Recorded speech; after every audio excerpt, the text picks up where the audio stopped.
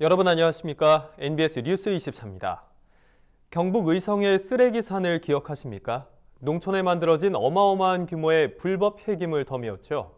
정부가 이렇게 전국에 쌓여있는 수백만 톤의 불법 폐기물을 올해 안에 모두 처리하겠다고 밝혔지만 실제 처리율은 60%에 그치는 것으로 조사됐습니다.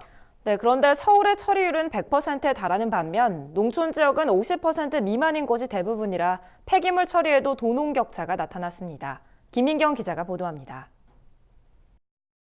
전국 각지에 산처럼 쌓인 불법 폐기물 처리율이 60% 수준에 불과한 것으로 드러났습니다. 환경부는 전국의 불법 폐기물 120만 3천 톤 가운데 11월 말 기준 72만 6천 톤, 60.3%만 처리를 마쳤다고 최근 밝혔습니다. 악취로 인한 주민 피해, 토양과 수질오염 등 전국 각지에서 문제가 불거지면서 환경부는 올해 안에 불법 폐기물을 전량 처리하겠다고 공언했지만 약속을 지키지 못하게 된 겁니다. 환경부는 연내 전량 처리 계획이 지켜지지 못한 것은 추경 시점이 기존 5월에서 8월로 연기됐기 때문이라고 밝혔습니다. 당초 5월로 예상했던 추경 시점이 8월로 연기됨에 따라 소각 가능 용량이 당초 계획보다 약 27만 톤이 감소하였고 이에 따라 처리 시설에 병목 현상이 발생하였습니다. 결과적으로 연내 전량 처리하겠다는 국민과의 약속을 지키지 못하게 된 것을 환경부를 대표하여 매우 송구스럽게 생각합니다. 또 대부분의 지자체에서 불법 폐기물을 공공 소각 매립시설에 반입하는 것에 대해 지역 주민과 협의가 원활하게 이루어지지 못하면서 공공 처리시설을 활용하려던 당초 계획에도 차질이 생겼다고 설명했습니다. 더 큰 문제는 폐기물 처리에도 도농격차가 확연히 드러난 점. 폐기물 처리율을 살펴보면 농촌보다 도시 지역의 처리율이 월등히 높습니다. 서울과 대구, 광주는 처리율이 100%였던 데 반해 농촌 지역인 강원은 0.02%, 충남 30.8%, 경북 31.8%, 경남 42.3%에 그쳤습니다. 인근에 불법 쓰레기가 대규모로 쌓인 농촌 지역 주민들의 고통은 상상 그 이상입니다. 영국 공영방송 BBC에도 보도된 경북 의성의 쓰레기산이 대표적입니다. 뉴스24 역시 수요 기획을 통해서 의성을 비롯해 전국 각지에 있는 쓰레기산으로 심각한 악취와 먼지에 고통받는 농촌 주민들을 잇따라 보도한 바 있습니다. 해야지 뭐 아래 뭐옷 사발 막 한삽 지르네 먼지 이리 난리나 사서 못 살아 뭐 온전한 게 없어. 먹이 따가가지고 못 살아요 잘 돼도. 환경부는 연말까지 90만 톤 처리를 목표로 하고 있고 내년 상반기까지 잔여 물량을 모두 처리할 계획이라며 행정소송 등으로 행정 대집행이 불가능한 경우 소송이 끝나는 대로 빠르게 처리하겠다고 밝혔습니다. 아울러 내년부터는 정부 차원에서 폐기물 정책의 대전환을 추진한다고 강조했습니다. 지역 간 폐기물 발생과 처리 시설 사이 불균형을 해소하기 위해 지자체의 책임 있는 관리와 발생지 처리 원칙을 강화한다는 방침입니다. 또 폐기물 처리를 민간업체에만 과도하게 의존하던 기존 방식에서 벗어나 우수업체를 육성해 폐기물 시장의 질적 성장을 유도할 계획이라고 밝혔습니다. 환경부는 이를 위해 다양한 이해관계자가 참여하는 폐기물 정책 대협의체를 구성, 사회적 합의를 이끌어낼 계획이라고 설명했습니다. NBS 뉴스 김민경입니다. 지역 자원을 기반으로 한 경축 순환농업 활성화 방안이 조만간 마련될 것으로 보입니다. 최근 열린 대통령 직속 농업-농어촌 특별위원회 제3차 본회의에서 이러한 방안이 심의 의결된 건데요. 지역 자원을 기반으로 한 경축 순환농업을 활성화하고자 직불금 지급도 검토되고 있습니다. 보도에 윤슬기 기자입니다. 대통령 직속 농업-농어촌 특별위원회가 최근 제3차 본회의를 열고 농정틀 전환을 위한 주요 농정의제들을 의결했습니다. 농특위는 이날 지역자원 기반 경축순환 농업 활성화 방안과 함께 지속가능한 저탄소 사회를 위한 산림자원 순환형 임업실현 방안, 지방자치단체 농어촌 정책의 민간협치형 추진체계 구축 등 3개 안건을 심의 의결했습니다. 농특위가 의결한 안건들은 청와대 보고를 거쳐 관계부처로 전달됩니다. 의결된 안건을 자세히 살펴보면 우선 농특위는 경축순환농업 활성화와 관련해 지역의 농축산 부산물을 농업 생산에 활용하는 방안을 적극 검토하는 것으로 알려졌습니다.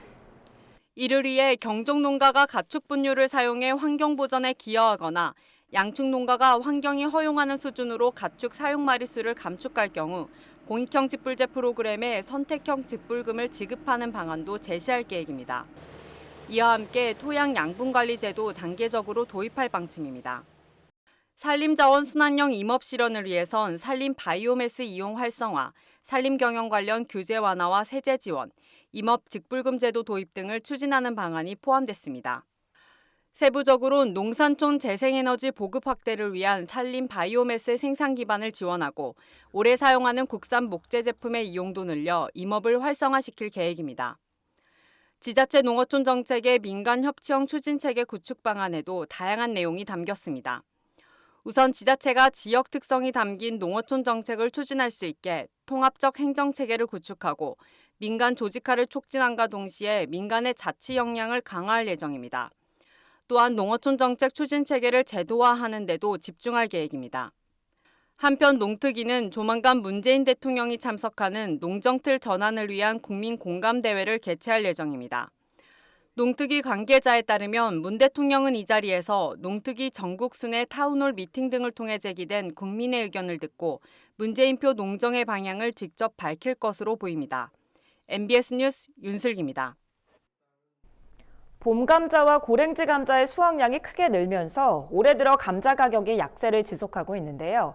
가을 감자 생산량이 줄어들에 따라 이제 가격 반등을 꾀하나 싶었는데 봄 감자와 고랭지 감자의 저장 물량이 대거 출하되면서 연말에도 가격 약세를 이어가고 있습니다. 강창호 기자가 보도합니다. 한국농촌경제연구원은 최근 12월 감자 관측을 통해 가을 감자 생산량이 재배 면적 감소와 작황 부진으로 전년 대비 24.6% 감소한 32,272톤 수준이 될 것으로 전망했습니다. 특히 제주 지역의 단수가 지난해보다 46.7% 줄어든 시바르당 918kg에 불과해 전체 가을 감자 생산량 감소에 큰 영향을 미친 것으로 분석됐습니다. 파종기 이후 연이은 태풍과 잦은 비 때문입니다. 이처럼 가을 감자 생산량이 감소했음에도 불구하고 서울 가락동 농수산물 도매시장에서 수미 감자 가격은 하반기 내내 바닥세를 이어가는 중입니다. 11월 월 평균 경락값은 20kg들이 상품 한 상자당 19,720원을 기록했습니다. 지난해 같은 기간 42,225원과 비교하면 절반을 밑돌고 평년 29,212원에 비해서도 만원 가까이 떨어진 값입니다. 올해 작황 호조였던 봄감자와 고랭지 감자의 저장 물량이 워낙 많아 감자의 전체 시장 반입량이 늘어났기 때문입니다. 여기에 수입 감자도 감자값 하락을 부채질했습니다. 올해 10월까지 감자 수입량은 지난해 같은 기간보다 5.5% 증가한 13만 4,784톤으로 집계됐습니다. 평년과 견져보면 13.8%나 늘어난 양입니다. 감자튀김 등 가공용 감자의 수요가 늘어난 게 주 원인으로 분석됩니다. 노지 때부터 공급 과잉이 있었고 이게 고랭지 때 거의 역대 최대급의 작황 이어서 계속 물량 증가로 인한 가격 약세가 계속되고 있는 상황이고요. 물량이 내년 초까지도 소진이 돼야 되기 때문에 당분간 가격이 전년하고 비교해서는 약세를 계속 이어갈 것 같습니다. 12월 전망 역시 어둡습니다. 수미 20kg들이 상품 한 상자의 가격은 평년 31,995원보다 낮은 2만 원에서 2만 3천 원 수준이 될 것으로 보입니다. 농경연은 12월에도 봄감자와 고랭지 감자 저장 물량 출하가 이어지면서 전체 수미 출하량이 지난해 12월보다 44.6% 증가할 것으로 내다봤습니다. 다만 제주 지역이 주산지인 대지는 산지 작황 부진으로 출하량이 지난해 대비 61.8%나 줄어들 전망입니다.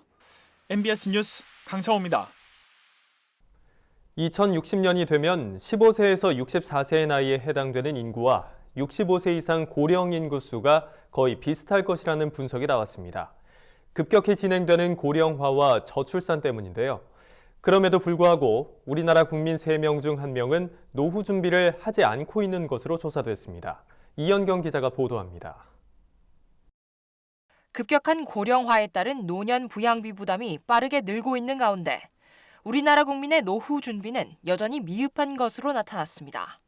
최근 국회 입법조사처가 내놓은 우리나라의 생산연령 인구 추이 및 전망과 시사점 보고서에 따르면 15세에서 65세의 국내 생산연령 인구는 2018년 3,765만 명을 정점으로 지속적으로 감소해 2067년엔 1,784만 명을 기록할 것으로 전망됐습니다. 반면 기대 수명이 늘면서 65세 이상 고령 인구는 2017년 707만 명에서 2067년 1,827만 명으로 3배 가까이 증가할 것으로 분석됐습니다. 이에 따라 생산 연령 인구 100명이 부양해야 하는 고령 인구수를 나타내는 노년 부양비는 2017년 18.8명에서 2040년 60.1명, 2067년엔 102.4명으로 크게 늘어날 것으로 조사됐습니다. 이처럼 부양 능력이 있는 사람은 줄고 부양을 받아야 할 이들은 늘고 있는데도 국민의 노후 준비는 미흡한 실정입니다. 통계청이 최근 내놓은 2019년 사회조사 결과에 따르면 19세 이상 인구 중 노후 준비를 하고 있다고 응답한 비율은 65.1%로 2년 전보다 소폭 줄었습니다. 노후 준비를 하고 있지 않다는 응답은 34.9%로 2년 전보다 약간 증가했습니다. 국민 3명 중 1명은 노후 준비를 하고 있지 않은 겁니다. 이런 가운데 고령층 스스로가 노후 대비를 해야 할 중요성이 정작 더 커지고 있다는 분석이 나왔습니다. 60세 이상 인구 중 자녀와 따로 사는 이들이 70.7%로 2년 전 69.4%보다 증가했기 때문입니다. 앞으로 자녀와 살고 싶지 않다는 응답도 같은 기간 77.8%에서 79.3%로 늘었습니다. 자녀에게 노후 생활을 의존하지 않는 이들이 늘고 있는 셈입니다. 실제로 60세 이상 인구의 69.9%는 본인이나 배우자의 힘으로 생활비를 마련하고 있는 것으로 조사됐습니다.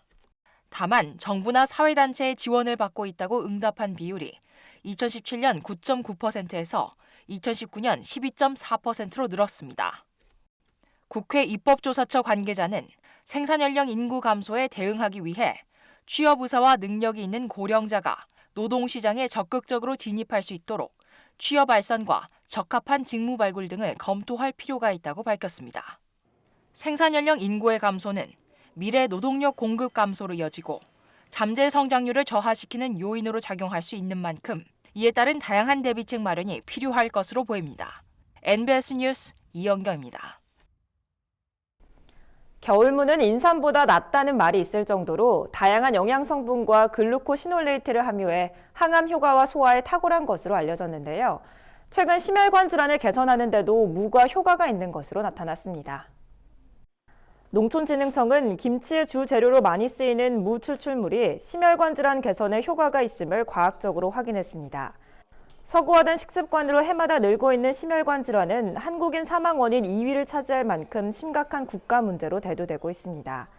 특히 심혈관 질환의 원인인 나쁜 콜레스테롤과 지방은 체내에 쌓이면 성인병을 유발하고 근육통 등 부작용이 생겨 무엇보다 효능이 좋은 천연유래 신기능성 소재 발굴이 시급한 상황이었습니다. 이에 12주 동안 동맥경화가 있는 생쥐에 일반 무와 순무 추출물을 먹인 결과 혈중 콜레스테롤이 먹이지 않은 생쥐보다 절반 이상 줄었고 나쁜 콜레스테롤은 최대 70% 감소한 것으로 나타났습니다. 이와 함께 무 추출물은 혈관이 막히는 걸 방지할 뿐만 아니라 혈관을 확장하는 효과도 있는 것으로 밝혀졌습니다. 동맥경화로 늘어나는 혈관 염증 부착 인자인 ICAM1과 VCAM1의 발현 비율이 무 추출물 섭취군에서 각각 42%, 31% 줄었고 순무 추출물 섭취군에서는 최대 68%까지 감소했습니다.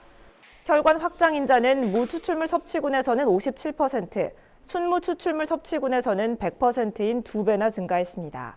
특히 흉부대동맥의 조직학적 분석 결과 무 섭취군에서는 동맥 내부에서 생겨난 판인 플라크가 눈에 띄게 줄었으며 혈관 직경이 확장된 것을 확인할 수 있었습니다.